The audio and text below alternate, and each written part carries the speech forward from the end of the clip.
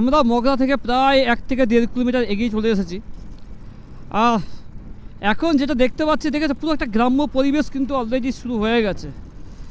তো বাঁদিকে একটা বাঁধের মতো লাগছে, এটা জিনিসটা যে কী সেটা আমি জানি না, তোমরা দেখো জিনিসটা বুঝতে পারবে এটা কি তা জানি না।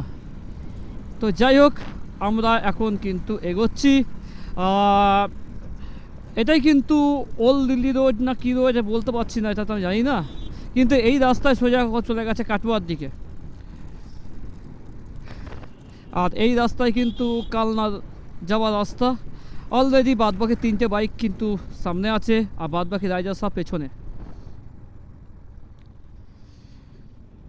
এটা কোন জায়গা সেটা যত সম্ভব না, ত্রিবেণী শ্মশান ঘাট যাওয়ার পর ত্রিবেণী হয়তো হবে।